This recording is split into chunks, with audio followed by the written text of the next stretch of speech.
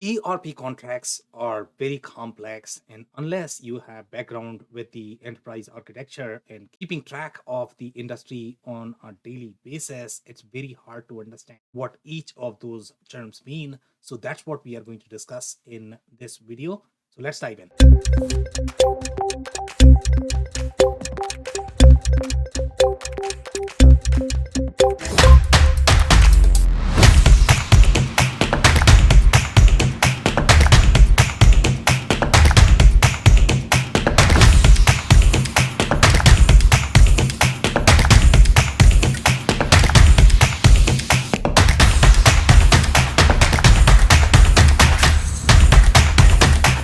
Hello, everyone. My name is Sam Gupta. I am principal at Elevate IQ. Elevate IQ is the independent ERP and digital transformation consulting firm. We help our clients with digital transformation strategy, change management, business transformation, enterprise software selection, as well as implementation. On that note, let's go back to today's topic, which is going to be the top 10 most important ERP contract terms. So, some of the examples of the terms and why it is so complex in the case of ERP is because the architecture, the enterprise architecture, as well as how your user workflows are going to be designed, that all dictates what your final pricing is going to be. In general, if you have not done the due diligence in the selection process or in the strategy phase, you would not know what your final price is going to be. And if you negotiate your discounts and or if you are simply chasing the discounts with ERP, sometimes that could fire back because you might end up paying far more. Initially, when you bought this, you might have thought that you got a deal, but then these overages that you are going to get because of the surprises in the contract, that will eat up all of the benefits that you had because of the discounts. So now let's look at the list.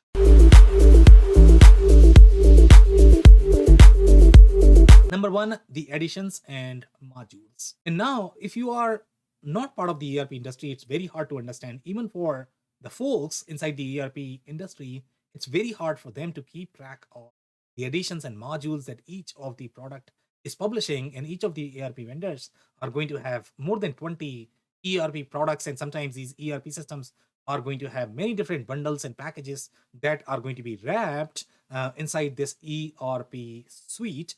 So the way their SKUs are going to be designed, each of the additions is going to be almost like a kit inside your ERP, and they are sort of the bundle of many different SKUs, and they each are going to have very different pricing strategy depending upon what the publisher or the OEM might be trying to do.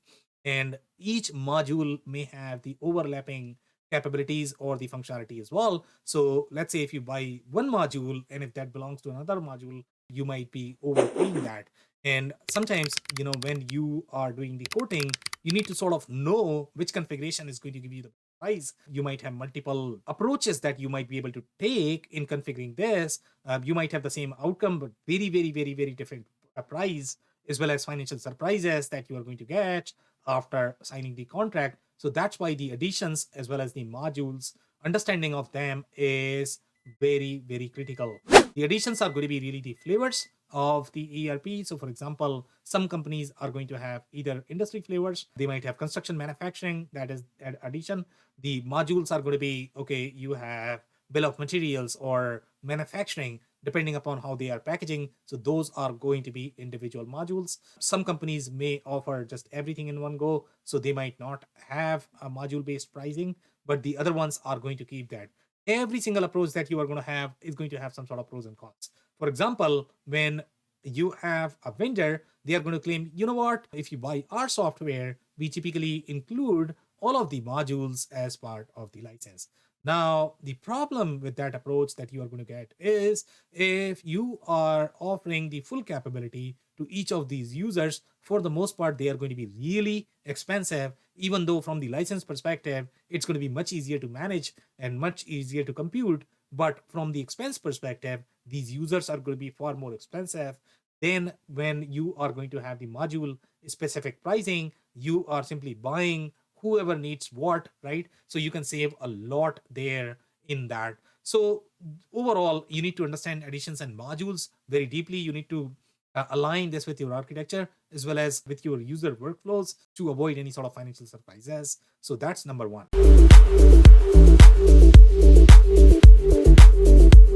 Number two on our list is license terms. And regardless of which software you buy, even if companies that are going to be claiming that, hey, you know what, I have consumption based licensing, the other vendors are not going to be as fair. But even the companies that are going to be offering consumption based pricing or monthly pricing, they are still going to require some sort of contract. And typically, once you are as part of that, once you are locked in the contract, there is not much of the negotiation that you can do, especially if you are going to be scaling down the license cost, because they might have their own internal processes where they might be paying commission to their salespeople. So scaling down is always going to be very difficult. In general, scaling up is going to be much easier because that's going to be a revenue for them. So understanding licensing term in terms of, okay, how much do you want to commit? Whether you want to commit for short term, long term, each approach could have its own pros and cons depending upon how confident you are with your implementation plan and how close you are in predicting your cost. So licensing term is very critical as well for your ERP contract, and that's number two.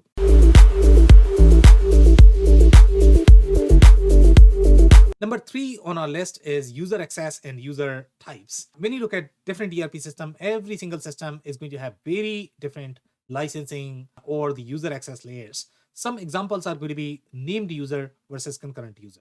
Okay, that's the most common one.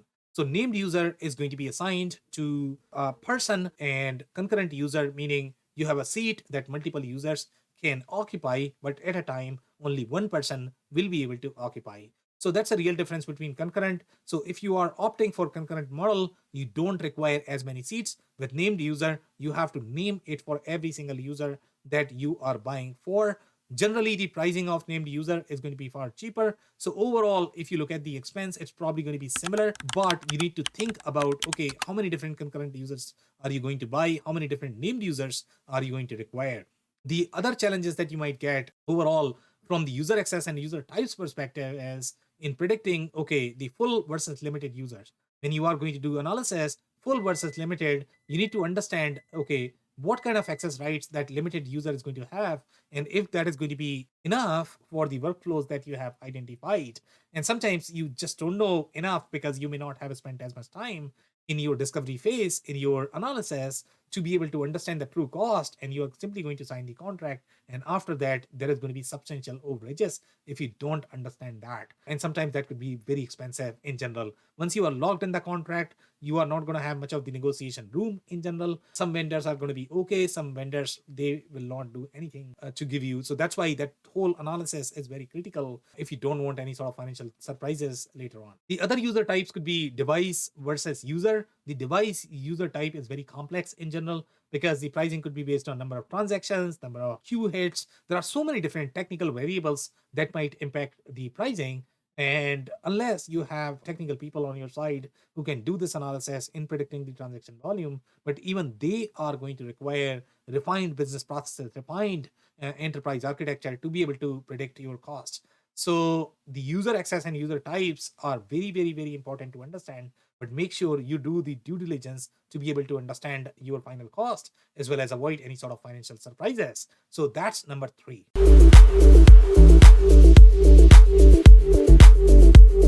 Number four on our list is reseller tiers.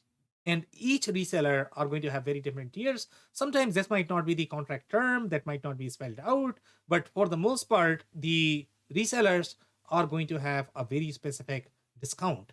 Now, when you are going to change the reseller, you might get a very different reseller. They might be new in the market. They might not have as much discount. Sometimes the newer ones have far more discount. And the reason for that is because the OEMs might be supporting their practices and they might offer the discount as big as your bigger partners, but that is only for a couple of deals. After that, they are going to have very similar discounting unless their performance is going to be similar to the larger reseller. So when you are going to be changing the reseller, you really need to understand, okay, what you're going to lose, because you might lose a lot, especially if they might have deeper discount that they may have included as part of the initial quote. So understand, what tier the reseller is on and how the negotiation process is going to be if you have to change that. So that's number 4.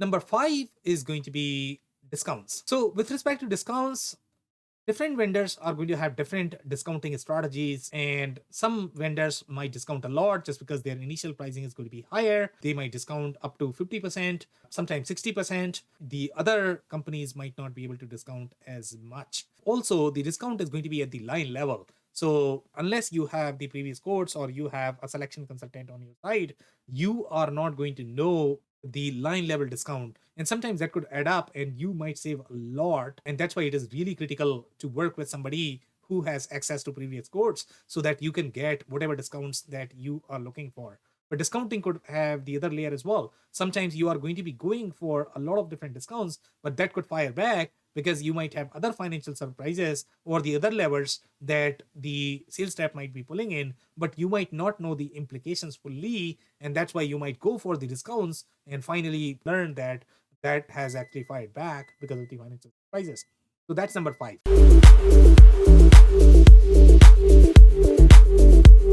Number 6 is price lock. So price lock is very tricky as well. In general, some vendors are going to push for shorter term contract because they know that you are probably not going to move from your ERP after a year. So they might push for the shorter term contract because they are not going to lose as much discount. The other vendors, on the other hand, what they do is they are going to push for longer term contracts. And the reason why they are pushing for longer term contracts is because there is going to be revenue certainty for them. So that's why they want it to be as long as possible so that they are not going to lose that revenue or money.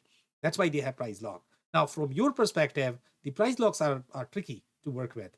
Let's say if you are going for a discount and you are going to get discount just because you are committing for 5 years, 7 years, whatever that longer term horizon may be. And even if you are going to use ERP for that long, there is a possibility that could fire back. And that possibility is going to be, let's say, what if your implementation does not work?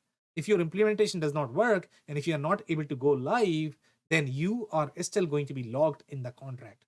Most vendors, they are going to say, you know what, I will change the reseller, I will, you can change the implementation plan. They are going to have so many different ideas and they are not necessarily responsible for the implementation money that you are going to be losing on top of the contract. So it's very, very, very important to understand the price lock in terms of what is the ideal duration. If you have too many unknowns in your implementation plan, then shorter term contract may make more sense. And the reason for that is at least you are not going to be losing as much money. But let's say if you have fairly easy implementation and you feel that this is probably going to work out, then longer term contract is okay. But hire an expert to be able to understand if there are going to be any risks, because unless you are doing this on a daily basis, it might be very hard to assess what risks that you are assuming. So price lock is definitely very critical, and that's why it is at number 6 on our list.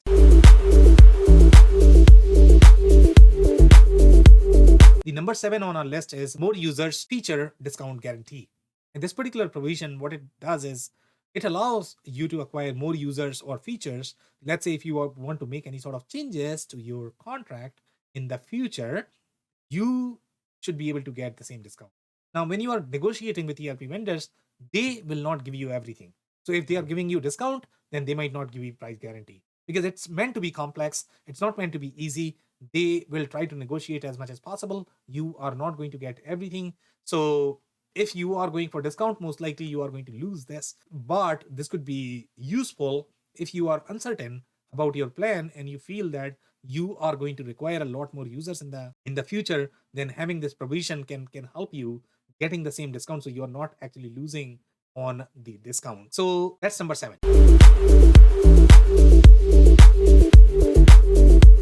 Number 8 on our list is license price increase. And license price increase is going to be relevant when you are going to be renewing your contract. So let's say if you sign for 5 years, and after 5 years, let's say if you have to renew, for the most part, you will experience a steep price increase.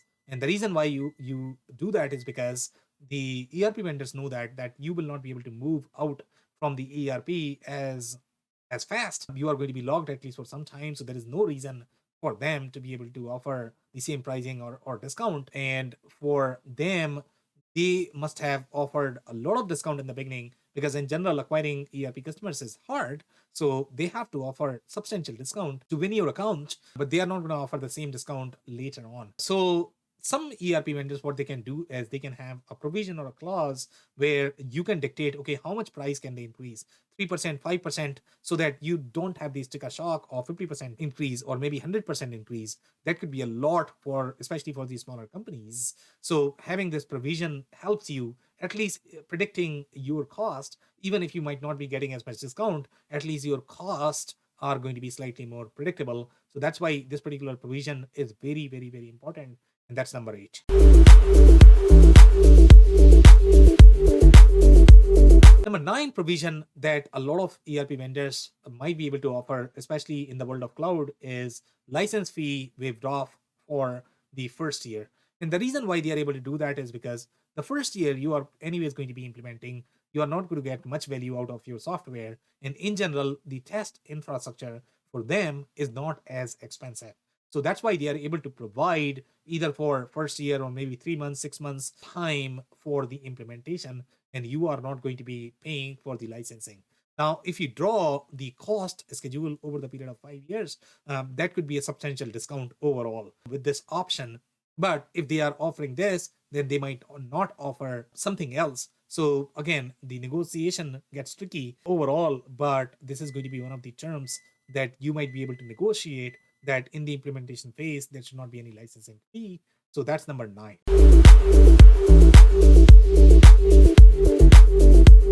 Number 10 is the financing options. And a lot of ERP vendors, they are going to propose either financing option or some sort of grants. So financing option is great tool to have if you want the financing option, especially if you're not able to get this money from outside credit sources. So this could be a great option. But at the same time, if they are going to be offering the financing, then you are going to have the tighter lock with them in general.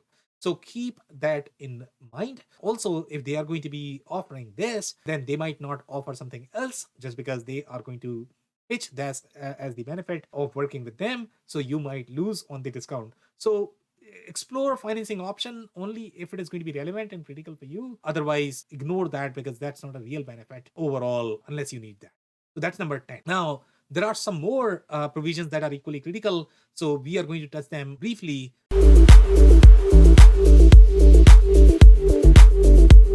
So number 11 is user limit by version.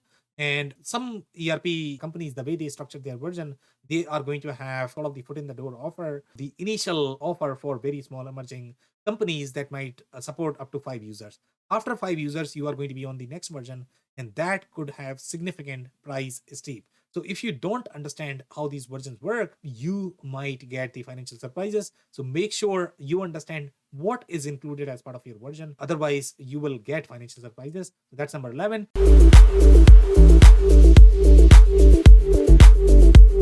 Number 12 is transactions restrictions. This is the same issue as you have with version, but here you are going to be limited by the number of transactions. And sometimes they are going to say, you know what, this is all unlimited user. You have nothing to worry about. But then the limits are going to be with respect to transactions. And as soon as you hit that transaction limit, they are going to put you on the upper tier. So it's just the financial translation, whether you have unlimited transaction or you have unlimited users, it's same things, but you are going to have limitations somewhere. So make sure you understand those limitations.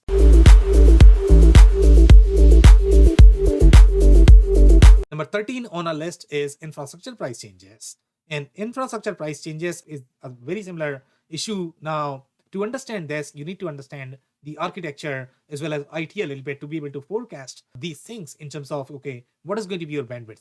What is going to be your storage? And if they have any sort of limit because of that, sometimes the toll charges or the overage charges could be more expensive than your contracts. So that's why it is very, very, very important to hire an expert for your pre-selection process to be able to understand all of these variables and how they are going to affect your total contract price. So here for the infrastructure, the limits could be based on bandwidth, storage, speed, infrastructure, add-ons. There could be so many different variables that could drive your price, and sometimes they are not going to be very explicit in mentioning them in the contract. You need to read between the lines to be able to understand their implications. But that is number 13.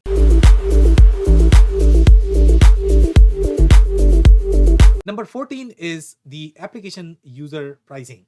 In general, the application user pricing is very, very, very complex to understand, just because, and this is going to be when you are going to have some sort of integration app, or you have some sort of workflow that you are trying to implement.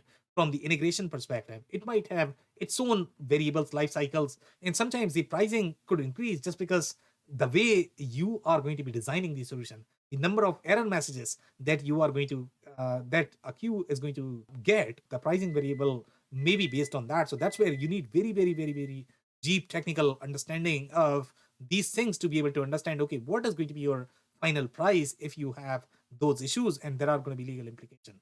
So application user pricing is number 14 on our list.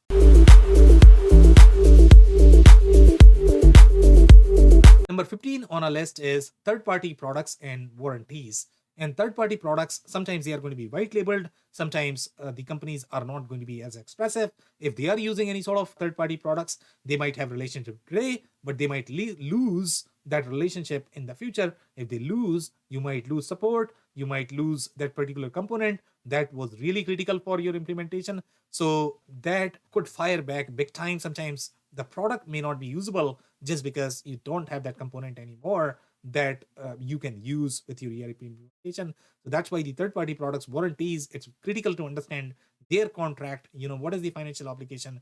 Who is responsible for what? When you are going to have support issues, who is going to be taking care of all of that? So that's number 15.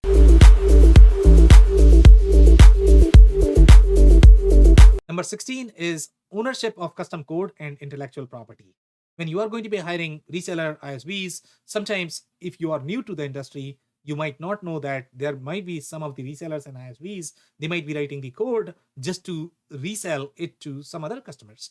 And if they are doing that, then they are literally developing the product as they are implementing it for you. And if they are doing that, then what is going to happen is they are most likely not going to give you the code, even though you have paid for those efforts. So it's very critical to understand if any custom code is being developed, and even for the product, if they are utilizing any sort of product IP, you still need to understand, which IPs are being used and who is going to have legal ownership of those IPs. Because tomorrow, if the either OEM or the reseller is going to lose the relationship, they might not have support for that particular piece, and that could be an issue for the entire implementation. So that's number 16.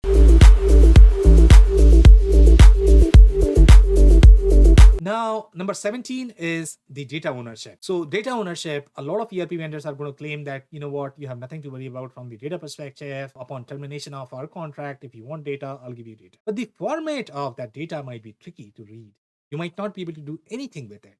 So what is really important to understand is what is going to be required from your side to be able to get that data, and if it is going to be meaningful to be able to get that. And in most cases, you would probably require the application license to be able to export that data in the readable format, because what they are going to do is they are simply going to give you the SQL dump of that data. And unless you understand the data model of that ERP, which is very, very, very technical and hard even for experts, just because the technical data model is far more detailed. In general, it might have many different tables that might not make sense for you, and unless you understand the functionality of that product, it becomes very hard to get any sort of meaningful insights or extracted data that you can use for your new ERP system. So you might end up requiring the ERP system to be able to get data in the readable format. So even though data ownership is a great provision that you might want to pay attention to, but for the most part, that might be marketing hype. It might not be as meaningful